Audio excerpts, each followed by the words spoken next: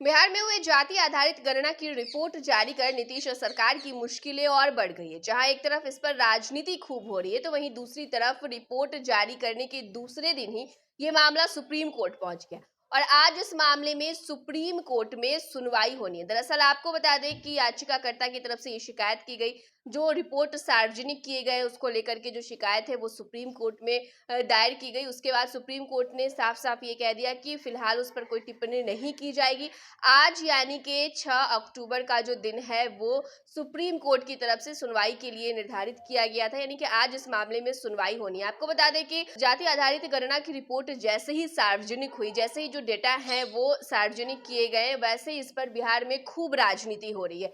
विपक्ष जो है इसको फर्जी रिपोर्ट बता रहा है और अलग अलग तरीके से लगातार विपक्ष की तरफ से बड़े आरोप जो है वो देखने को तो मिल ही रहे। इसके साथ ही नीतीश सरकार में शामिल अपने ही नेता, अपने ही दल इस रिपोर्ट पर कई सवाल भी खड़े उठ रहे हैं। जहां एक तरफ जाति को लेकर के खूब विवाद बढ़ता हुआ जा रहा है, वहीं दूसरी तरफ अपने ही सरकार में शामिल कई लोगों का ये कहना है कि ये रिपोर्ट गलत है, ये रिपोर्ट फर्जी है। कई जातियों के जो आंकड़े हैं वो कम बताए गए, कई जातियों के जो आंकड़े हैं वो ज्यादा बताए गए हैं और तमाम चीजों को लेकर के जो सियासत है वो चल रही है। इस बीच सुप्रीम कोर्ट ये मामला फिर से पहुंच गया है और एक बार फिर से नीतीश सरकार को सुप्रीम कोर्ट में जवाब देना होगा कि जो डाटा सार्वजनिक किए गए हैं, जो डेटा सार्वजनिक किए गए हैं, जो रिपोर्ट सार्वजनिक की गई उसमें किस तरीके की त्रुटियां हैं।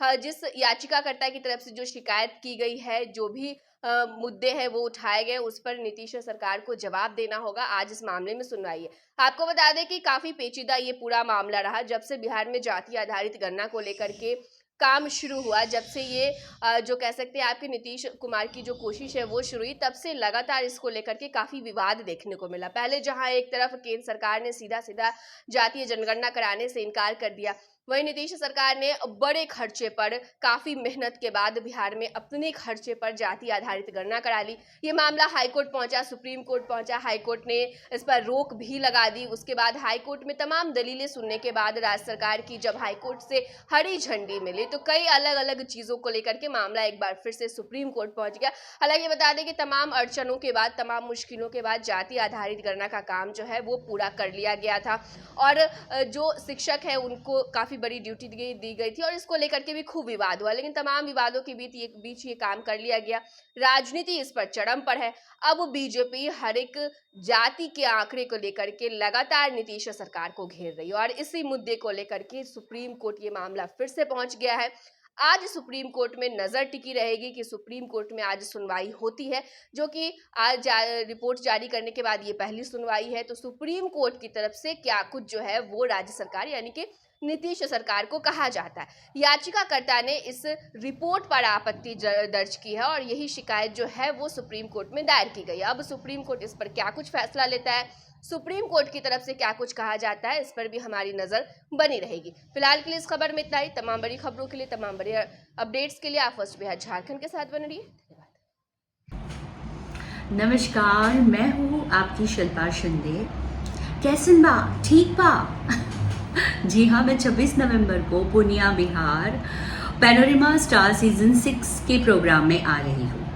सही पकड़े हैं। ये पैनोरमा ग्रुप के निर्देशक श्री संजय मिश्रा जी का धन्यवाद करना चाहूँगी। तो ई होम्स पैनोरमा में शाम को 7 बजे मिलते हैं। तब तक अपना ख्याल रखना, मेरा इंतजार करना। पूर्णिया के ई होम्स पैनोरमा में पूर्णिया में पैनोरमा ग्रुप लेकर आए हैं ई होम्स पैनोरमा। बड़ा घर, आलीशान जिंदगी और अत्याधुनिक सुविधाओं के संग। अरे अरे, अब क्यों मुंह मीठा करवा रही हो? क्योंकि हम घर वापसी जो कर रहे हैं। घर वापसी की खुशी पूर्णिया में ई होम्स पैनोरमा के संग। E homes panorama, luxurious lifestyle redefined.